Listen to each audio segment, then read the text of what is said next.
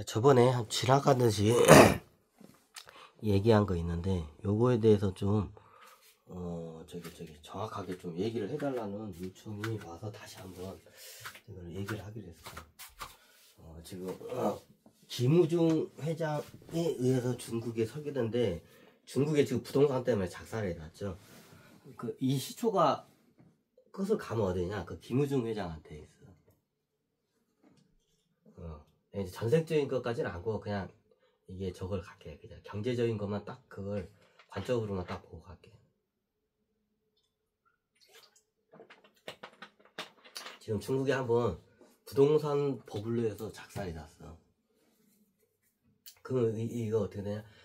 중국의 부동산 붐을 일으킨 게 누구? 장본인이 그 뒤에 숨은 사람이 누구냐? 김우중 회장이야. 그럼 저번에 설명했는데 간단하게 설명드릴게. 이 양반이 어떻게 되냐? 나중에 중국을 보니까 중국에 이게 다 돈이야. 이 양반 보는 게 다 돈이야. 그래서 그 당시에 이 양반이 투자를 해가지고 큰 수익을 얻어요. 그게 상하이 쪽이었나 어디였는가 그럴 거야 아마. 원래 중국은 역사적으로 상하이가 제일 중앙 항구야. 모든 건 상하이를 통해서 다 물자가 움직여. 역사가 그래. 중국은 그래 거기가. 상하이 어디쯤가 그 있을 거야. 근데 거기가 있는데 좋은 자리야. 목이 좋은데 빈민촌이야. 그럼 거기다가 고층 외국인들이 이게 중국에 한 번씩 이게 출장 오면 저기 머물 만한 데가 그렇게 없어. 그 당시엔 그랬어요. 90년대인가? 90년대쯤에 보면 이게 외국 사람들이 이제 중국 인건비가 싸니까 중국으로 이제 투자를 하기 위해서 많이 들어와. 근데 어떻게 하냐? 중국에 오니까 선진국 사람들이죠. 선진국 사람들이 와서 보니까 머물 데가 별로 없는 거야. 좀 이렇게 잠깐 동안 뭐 몇 개월 내지 아니면 막 2, 3년 동안 이렇게 장기적으로 머무려야 할 때가 있어. 근데 어떻게 머물 데가 없는 거야. 그 당시에는 어떻게 중국이 좀 낙후돼서 옛날 건물들이야 다.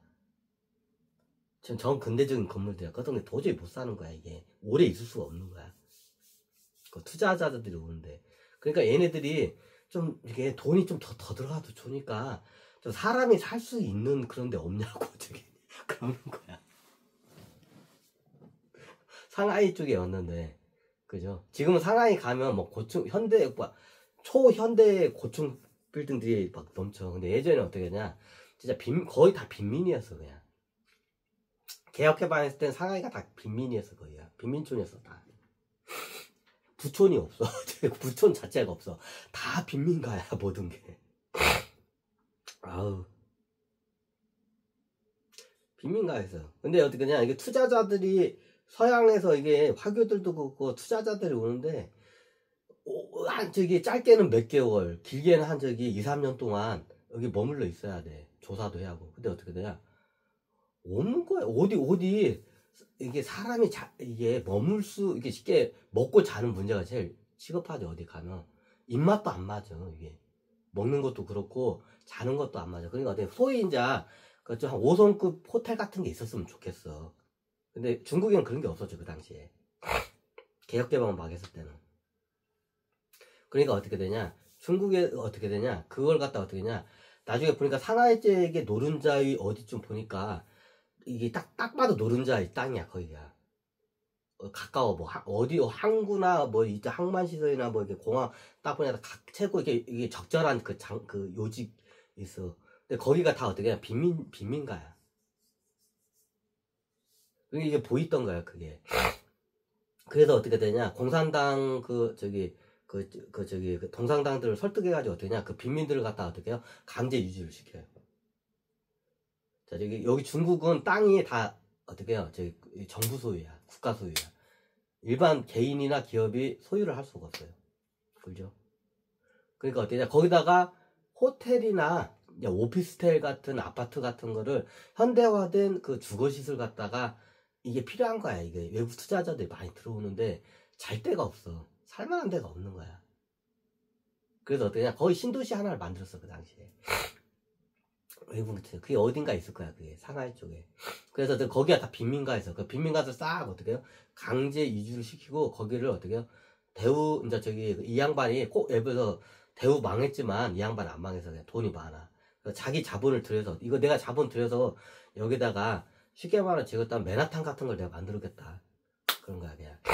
펜트하우스를 만들겠다. 맨하탄 펜트하우스를 만들겠다. 딱 이 공언을 한 거야. 공산당. 공산당 애들은 어떻게 해요? 고맙지. 자기네 나라에다가 어떻게 해요? 지금 다 이게 보면 그 당시 상하이 다 빈민가에서 근데 어떻게 냐 그 저기 뉴욕에 있는 맨하탄 그 펜트하우스 같은 고층 빌딩을 여기다 지어준다니까 중국 공산당 입장에서는 어떻게 돼요? 그냥 천사지 그냥 오마이 땡큐즈. 그래서 어떻게 되냐? 그 요구 김우중 회장 요구대로 그 지역을 그 신도시 하나를 갖다 개발한 거야. 도시를 갖다 다 빈민들 강제 이주시키고 자기 자본을 들여가지고 그 당시 어떻게 냐 거기다가 어떻게 냐 신도시를 세운 거야. 쉽게 말하면 맨하탄 같은 저기 맨하탄 펜트하우스 같은 신도시를 세운 거야. 사무실도 이게 옛날 이게 없어 막 그지 같아. 그러니까 어떻게 냐 사무실도 없지, 묵을 호텔도 없지, 뭐 오피스텔 같은 것도 있으면 좋겠고 아니 아파트 같은 것도 있어야 좀 묵을 수 있는. 근데 그런 게 전혀 없는 거야 이게 그 당시에 개혁개방했을 때.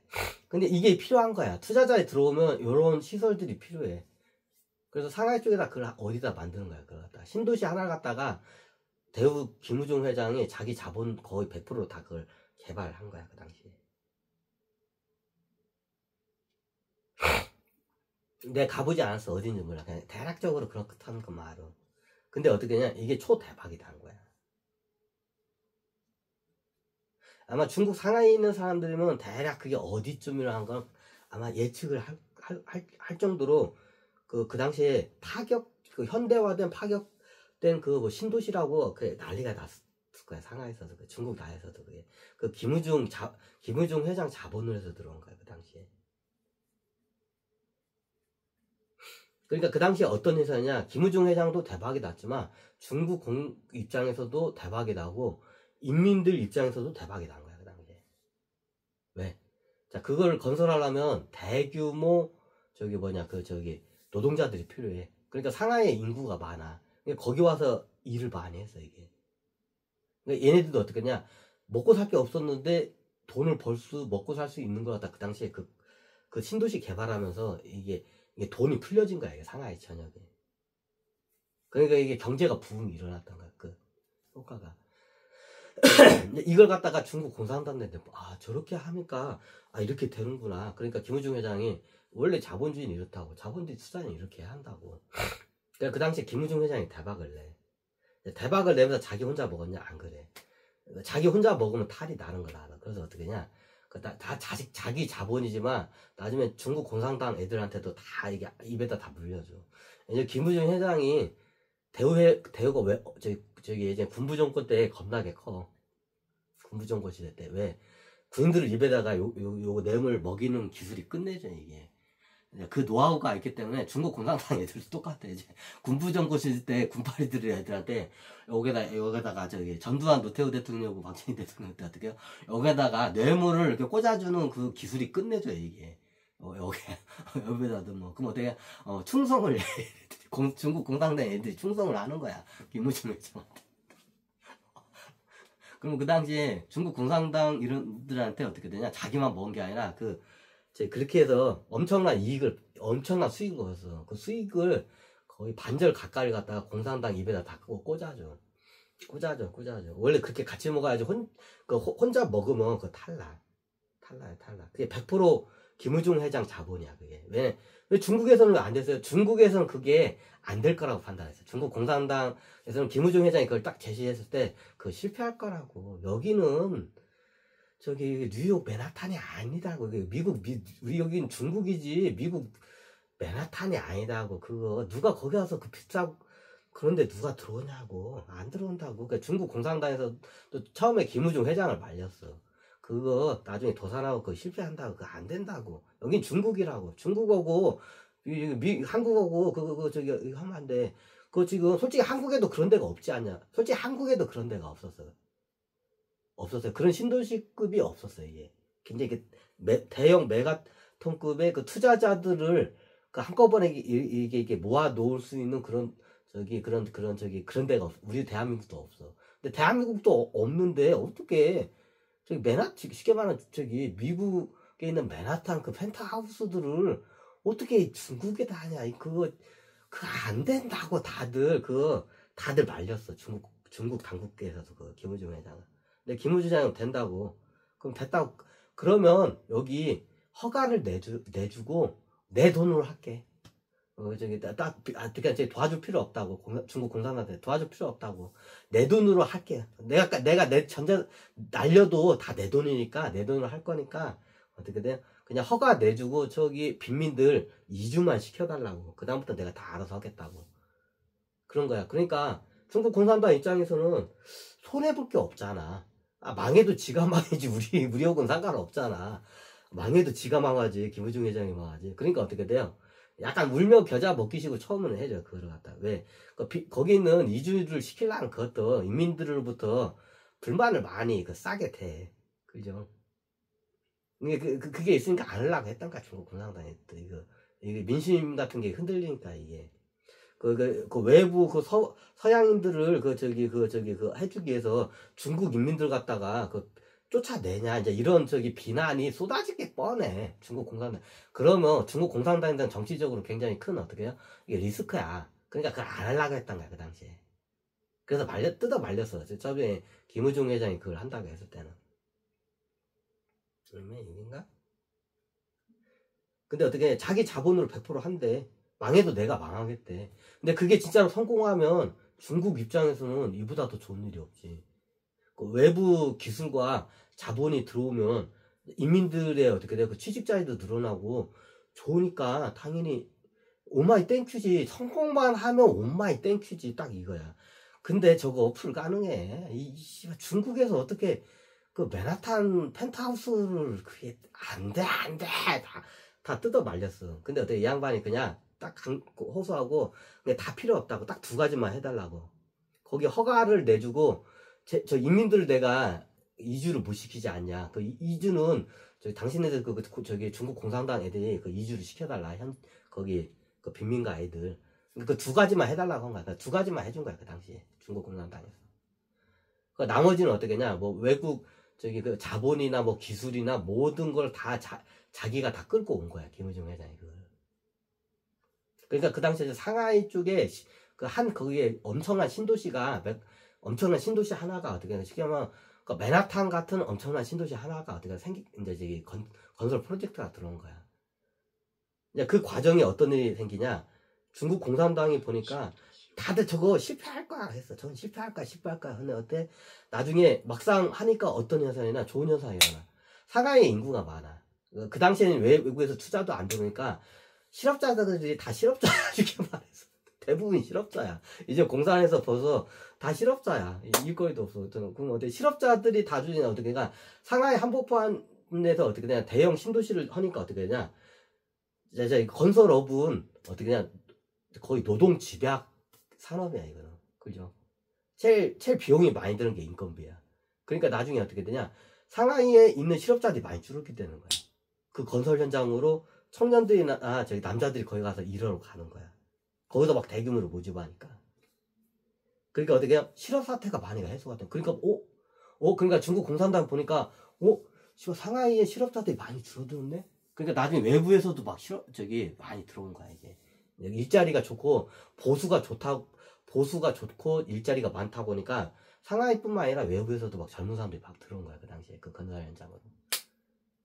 그러니까 막 돈이 획획획 돌기 시작하고 경기가 부양이 되는 거야. 너무 당연하죠. 그러니까 보니까 중국 공산당들 보니까 김우중 회장이 큰 도시 맨하탄 프로젝트를 갖다가 하는데 이거 괜찮은데 이제 이게 딱 한가 경제 부흥 효과가 일어나는 거야 이제 그 당시에 1차적으로. 그러니까 긍정적으로 봐라. 긍정적으로 봐. 그 김우중 회장이 그 다음에 어떻게 되냐? 자, 우리나라 보면 우리나라는 외국은 안 그래. 우리나라 독특한 문화가 있어. 이런 분양을 먼저 건물을 팔고 그 다음에 쳐. 그죠? 우리나라 문화가 그래. 분양권을 먼저 잡으려고 하죠. 그럼 건설하기 전에 먼저 사 그 집을. 그 나중에 완성되면 들어가. 잔금 치르고. 근데 외국 같은 건 안 그렇다고 그래.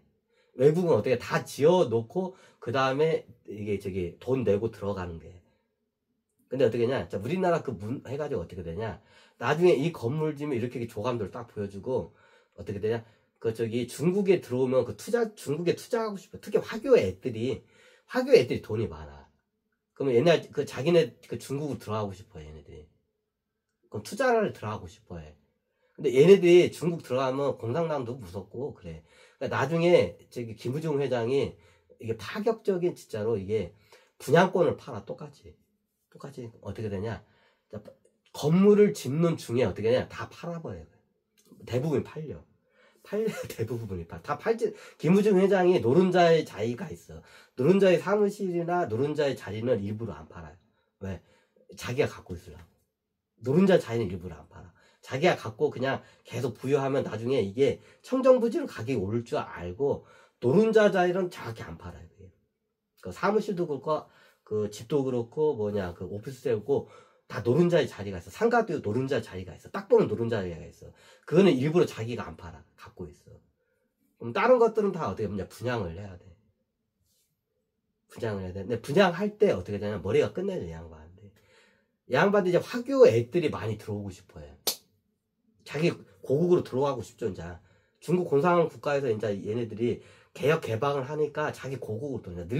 나중에 화교 애들이 나중에 젊었을 때 어렸을 때는 중국에 살다가 쫓겨 나왔어. 도망 나왔다가 세상을 떨다가 돈을 많이 벌었어. 나이가 허연 이제 노인이 된 거야. 쫓겨나올 때는 어리고 젊은 나이였는데 나중에 이제 어떻게 되냐 그 중국을 가서 원래 이제 인간이 심리가 그래. 이제 늙어가지고 죽을 때가 되면 자기 고향으로 가서 거기서 살다가 거기서 죽고 싶어 하는 게 이 귀속 본능이야. 귀속 본능이야. 그러니까 그 당시에 화교 애들이 중국으로 들어가고 싶은데 최고 큰 리스크가 제일 위험한 게 뭐냐? 자기네들 재산 뺏길까 봐서. 예전엔 다 뺏겼잖아. 모태똥이 공산화 시키면서 어떻게 하냐? 다 뺏기가지고 다 도망 나온 애들이야. 화교 애들이 대부분 그 당시에. 근데 얘네들이 나중에 어떻게 하냐? 성공을 한 거야. 자본주의 국가 가지고 억적스럽게 해가지고 성공을 한 거야. 그러니까 이제 허영 수염이 나는 이제 저기 하얀 이제 머리가 난 노인이 되니까 고국으로 가고 싶어. 원래 자기 고향으로. 이게 기본 인간의 본능이야. 죽을 때가 되면 자기 고향, 동물들도 죽을 때가 되면 자기 고향 쪽으로, 태어난 고향 쪽으로 머리를 그쪽으로 이게 보면서 죽는다는 말이 있어. 인간도 똑같아. 그러니까 나중에 중국 자기 고향 가고 싶은 거야. 그 돈 많은 화교들이. 근데 어떻게 되냐? 여기가 이게 아직도 공산 국가야. 까딱까딱은 어떻게 돼요? 거기서 잡혀가지고 전재산 뺏기고 죽을 수가 있어. 이게 두려운 거야. 화교 애들이 이제. 중국 공산당 못 믿겠다. 쟤네들 여차하면 옛날처럼 어떻게 해요? 우리들 다 잡아다가 다 이게 재산 뺏고 어떻게 해요? 다 죽일 수 있다. 요거야. 근데 화교들이 그것 때문에 굉장히 꺼려했어요. 이게 중국에 들어가는 거를. 근데 그걸 누가 해결해 주냐? 김우중 회장이 해결해. 이 양반 비상해 진짜 천재야 내가 봐도. 이 양반 하는 거 보면 감탄을 금치를 못하는 게 많아.